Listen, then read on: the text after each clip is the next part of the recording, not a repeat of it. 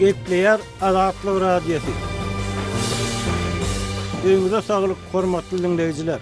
Bugün 2023-nji ýylyň 21-nji oktýabry, hepdeniň 6-njy güni. Hepdeniň jem programmamyzy dinlemäge çagyrýar. Onu Praga'da studiodan men Ýogşan Anny Gurban alyp barýarym.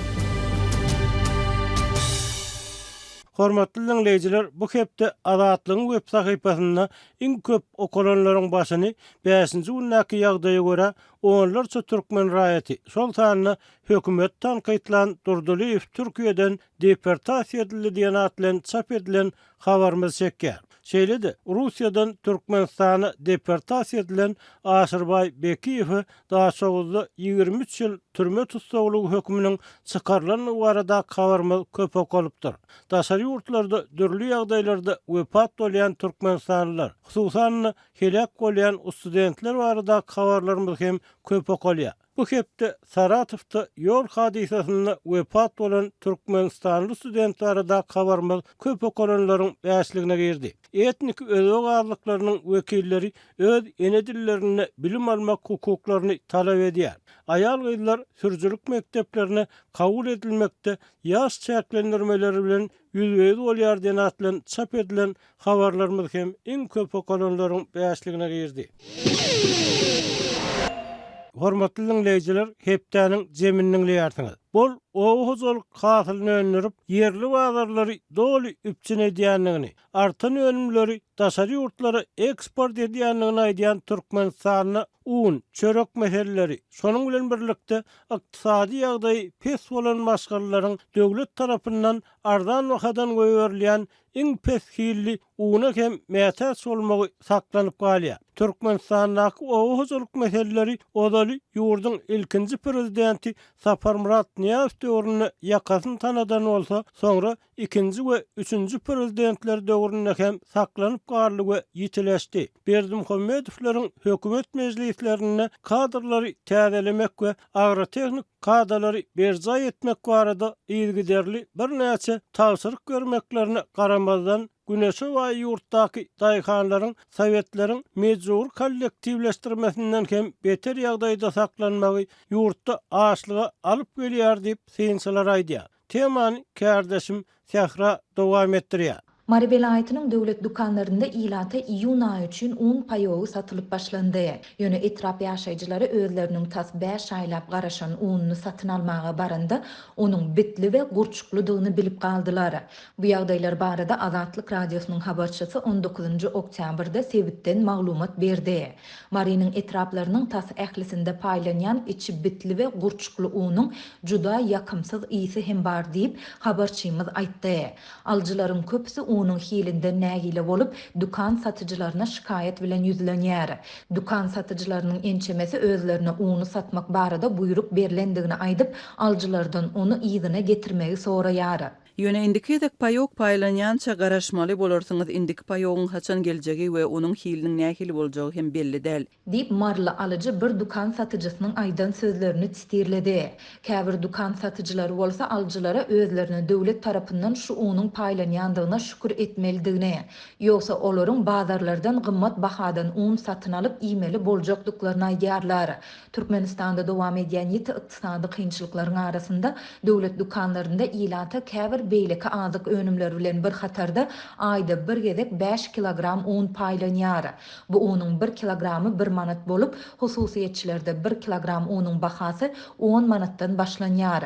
Marly ýaşaýjylaryň ençemesi un paýlarynyň her aý wagtly-wagtynda berilmeýändigini, paýlanýan uny almadyklaryň bu undan hem mahrum bolýandygyny aýdyp, yaramaz hilli una razy bolmaly bolýandyklaryny belleýär. Hojalyga hökman çörek gerek. Şol sebäpli ykdysady ýagdaý pes garyp hojoluklar uny eläp içiniň bitini we gurçugyna rasalap yaramaz hilli undan çörek we un önümlerini bişirmäge mezur bolýarlar. Olar bitli gurçukly uny iýmäge razy bolar ýaly edilýärler. Sebäbi olar öz haklaryny gözlemäge ýollarynyň ýokdugyna inanýarlar. Olar nira arz edip barsalar özleriniň dinlenmejekdigini bilýärler. Dip marly ýaşaýjy aýtdy. Adatlyň ýokarda aýdylanlar barada Marynyň Sowda edarasyndan kommentari almak synanyşyklary oňy netije bermedi. Ýeti ykdysady kynçylyklary başdan geçiren Türkmenistanyň döwlet dukanlarynda azyk önümleriniň şol sanda çörek we un üpçünçiliginiň ýagdaýy ýyllar boýy yaramaz bolmagynda galýar.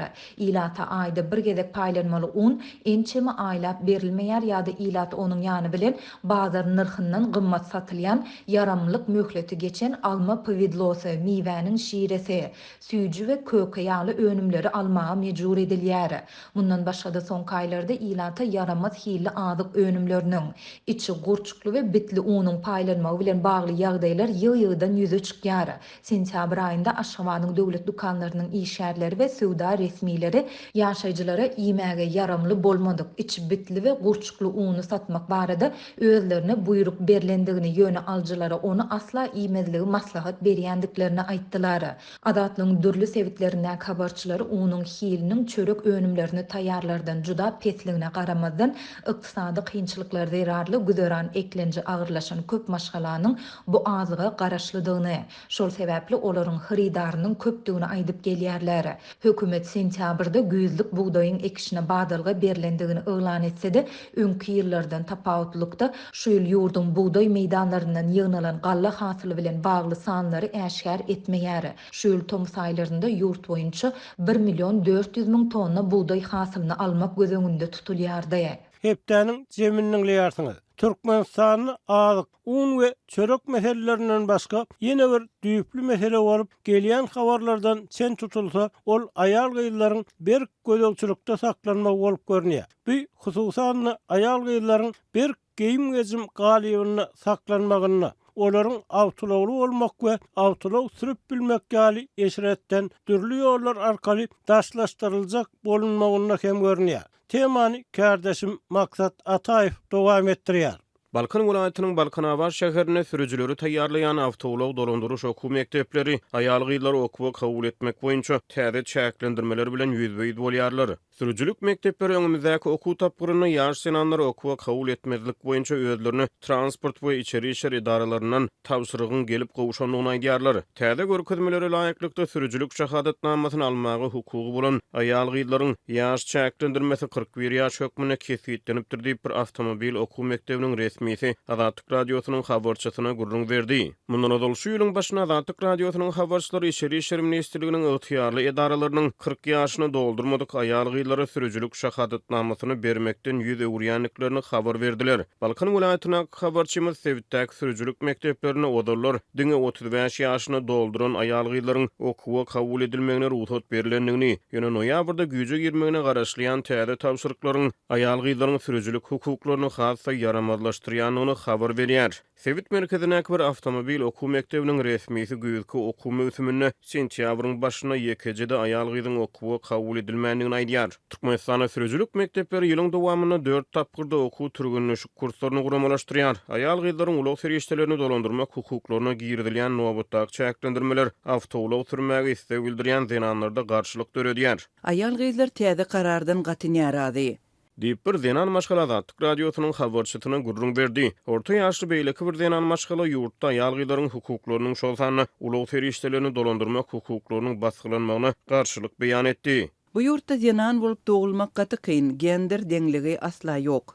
Diýip orta ýaşly zenan aýtdy. Käbir türkmen zeranlary özleriniň Russiýa Birleşen Arap Emirlikleri ýaly daşary ýurt döwletlerine sürüjilik şahadatnamalaryny almagyň ugurlary bilen gyzyklanýanlyklaryny aýdýarlar. Ýurdun çägine Türkmenistanyň halkara şertnamalarynyň talaplaryna laýyk gelýän milli we halkara sürüjilik şahadatnamalary hereket edýär. Türkmenistan aýal gyýlaryň ulak feriştelerini dolandyrmak hukuklary köplençi dilden görkezme esasyna, kä halatlarda emeli döredilýän bürokratik kynçylyklar esasyna häkimetler tarapyndan ýergiderli çäklendirilip gelinýär. Mundan öňe geçen ýylyň dekabryna sürüjilik şahadatnamasyna ýüz tutulan aýal gyýlardan talap edilýän resmi namalaryň sany artdyryldy. Durmuşa çykan we edara karhanalarda işleýän aýal gyýlardan nikah şahadatnamasy we işleýän ýerlerinden häsiýetnama talap edilip başlandy. Türkmenistanyň kanunçylygy raýatlary gender tapawudyna garamazdan 18 ýaşda ulak dolandyrmagy ruhsat berýär. Şeýle-de ýurtda ulak feriştelerini dolandyrmagy hukuk almak üçin hünär synaklaryny tapşyrmagyň hemde sürüjilik şahadatnamasyny bermegiň tertibi türkmen hökümeti tarapyndan belenilýär. Şeýlelikde Türkmenistanyň Ministrleri Kabineti ýol howpsuzlygy hakyna kabul edilen kanuny 18 ýaşyna dolduran ähli raýatlara ulug dolandyrmagy hukuk berilýändigine garamazdan sürüjülük şahadatnamasyny bermegiň tertibine üýtgetmeleri girdip bilýär. Türkmenistanyň hökümeti hususan soňky ýyllarda aýal gyzlaryň hukuklaryny barha köp çäklendirmekde tanqid edilýär. Gepleýär Azatlyk radiosi. Hormatly dinleýijiler, hepdäniň jemini Türkmenistandaky gender meseleleri we agyr ýagdaýa düşen gelinler baradaky ýürüýte gepleşik bilen dowam etdirýär. Türkmen medeniýeti golaýda adalatçynyň diwanyna gender deňligi we reproduktiv saglyk meseleleri barada habarlylygy ýokarlandyrmak boýunça okuw maslahatynyň başlananlygyny habar berdi. Yerli kanunlar ýurtdaky raýatlaryň gender deňligini dol kepillendirýän hem bolsa bir hakykatda beýle däl. Türkmen maskalaryny gelin olup gelen gyýylar köplenç agyr synaglary başdan geçirýär we bu synaglar käte ýaş maskalaryň bozulmagyna, ýaş sagalaryň ýetim galmagyna we maskala agdalarynyň arasynda özara düşmançylygyň döremegine, betbalçylykly ýagdaýlary alyp gelýär diýip azatlyk bilen pikirini paýlaşan yerli synçylar we ýaşaýjylar aýdýar. Synçylaryň aglawasynyň pikirini görä, türkmen maskalasyny galyň berilip alynan geline hyzmatkar, agdyna ýaşmak takanyp ýa takynman diýilen ähli ýumuşy bitirmeli adam hökmüni garaýarlar we ol bir ýagdaýdan diňe öz aýaklarynyň üstüne berip durup ýany ýollaşyny diýen etdirip başlanyny diýinip bilýär. Aşgabatda dören häkimet krizisi bilen baglykda soňky döwürde Türkmenistan hakyna ingliz diline çap edilýän synlaryň bir näçesinde öňkü prezident Gurbanuly Berdimuhammedowyň häkimeti gaýtadan dolanmagy, onuň aýaly Owulgerek Berdimuhammedowanyň maskaladaki we jemgyýetdäki rolunyň birden ýokarlanmagy, prezident bolan ogluň Odal Kakasynyň aýal logonlar tarapyndan kemsizilip gelinen ýa-da yeterlik derejede syýlanmadyk ejesiniň tarapyny tutmagy bilen baglanşdyryldy. Emma Türkmenistanda gelinleriň baran ýerine edilişi, urulyp ýenjilişi, kä halatlarda sagalary bilen koguluşy we ýeke galşy barada açyk gurrun edilmeýär. Maglumat üçin aýdylsa, Türkmenistanyň 1931-nji ýylyň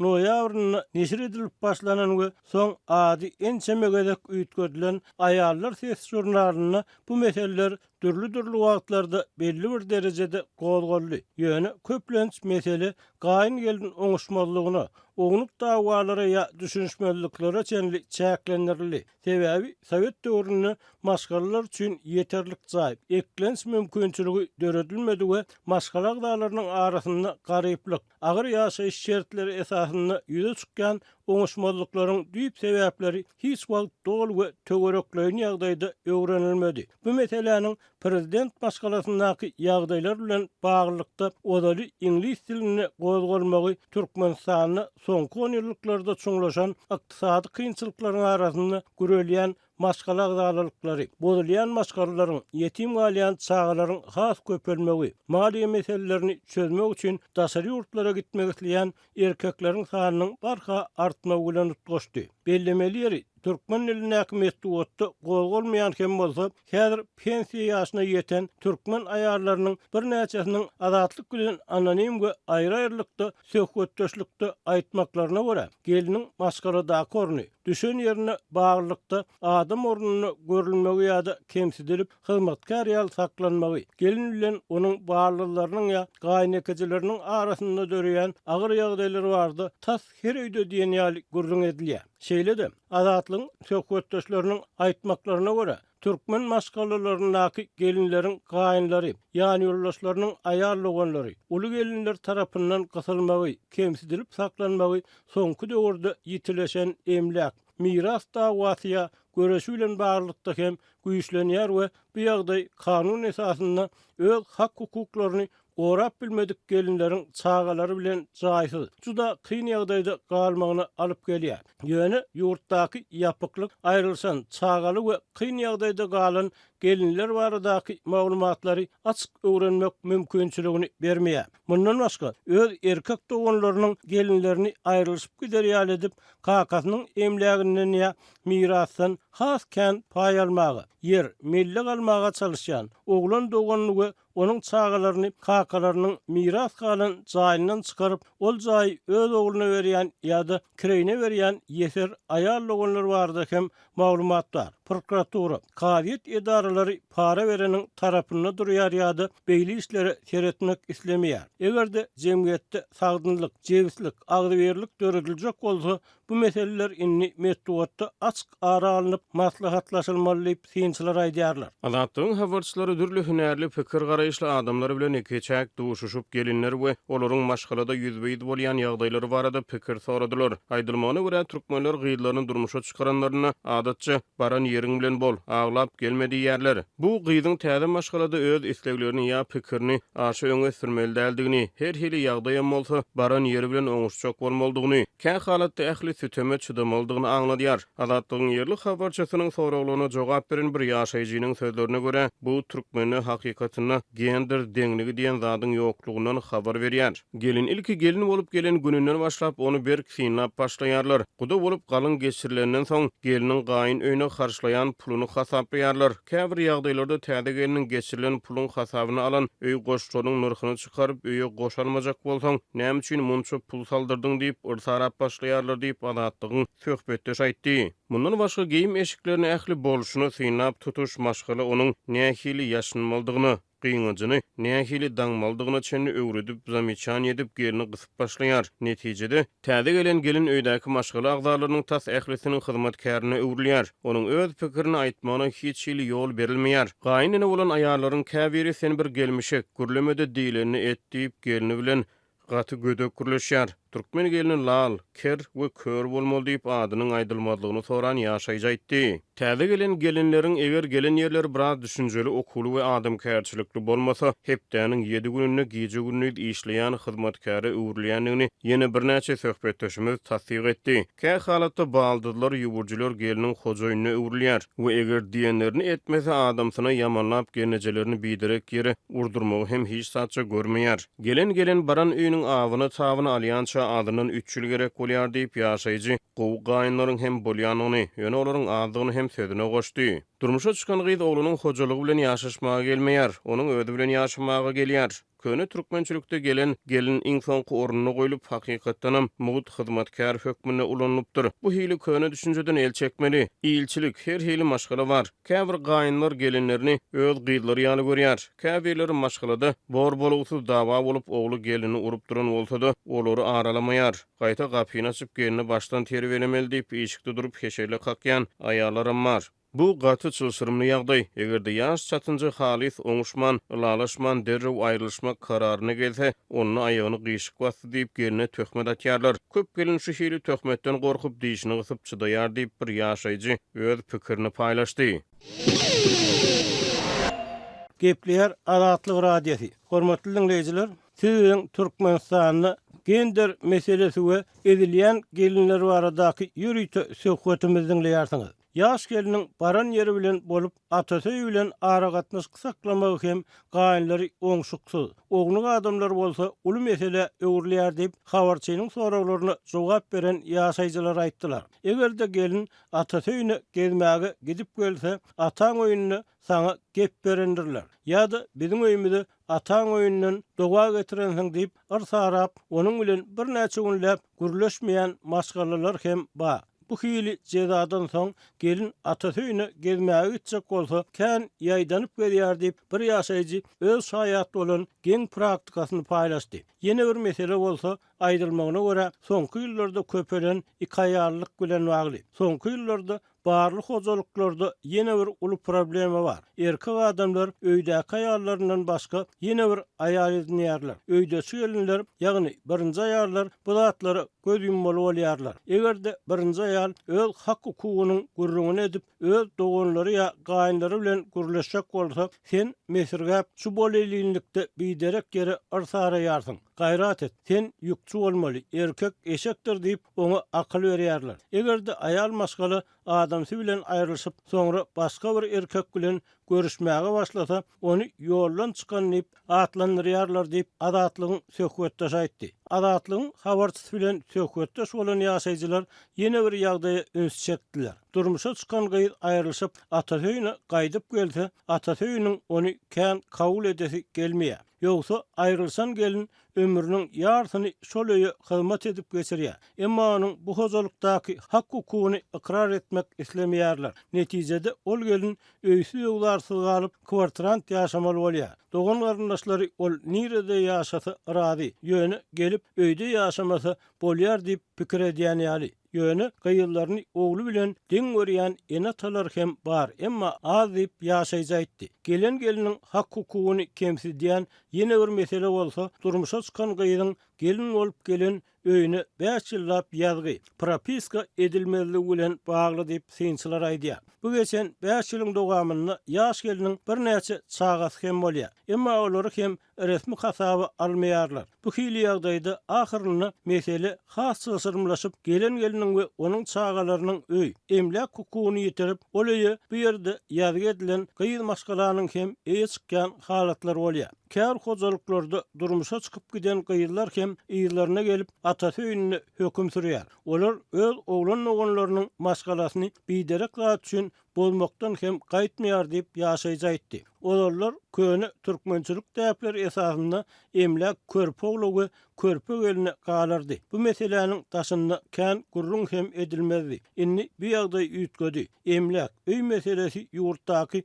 ykdysady kynçylyklaryň arasynda ullokan arabalary öwürli diýip synçylar aýdýar. Maşgaladaky körpe ul öýlenenden soň jaý dar bolsa, uly gelinler kireyne olsa da bir yere çykmaly. Emma häzirki aýlyklar durmuşyň gymmatlygy ýaş maşgalary aldyradýar. Olaryň arasynda her hile ýüzürýänler hem bar diýip bir ýaşaýjaydy. Körpe geleninden soň odal mutuna ýaşap oturan otogyndan çykmajak bolup her hili oýun görkezýän aýarlar bar. Körpe gelinleriň käbiri uly gelin göçmese men ejemlere gidip şol ýerde ýaşajak diýip şantaj edýär. Ýa-da derlew ırtgalyny aýryp başga ýerde aýry kireyne ýaşamak üçin pul talap edýän gelinler hem bar. Mellek almak kyn. Mellekleriň bahalary ýerleşýän ýerine görä ýokarlanyp gidip otyr diýip adatlygyň söhbetdeşi häkimiýetleriň ýer, mellek, jaý meselelerini çözmekde edýän kömekleriniň gaty azlygyny, düýpden ýeterlik därligini öňe sürdi. Bir maşgalada bir näçe geliniň olaryň çagalarynyň oňşup asuda ýaşamagy gaty kyn. Ýöne maşgalada gelinler bilen olaryň ýany ýoldaşlarynyň aýal oğlanlarynyň arasynda gatnaşyk bir geliniň beren gurrundan görnüşine görä has çylsyrymly. Baldızım ayrılışıp gelenden soň öýde ýaşar ýaly bolmady, öýüň içi günde gowuk galmagal. Men onuň çagasynyň özüniň kirini elim bilen ýuwmaly boldum. Baldızım öýde hiç iş etmek islemýärdi. Ýoldaşymyň işläp gündelik gazanyp getiren puluny ilkiler gaýnym saklaýardy. Soň ol pullary baldızım saklap başlady.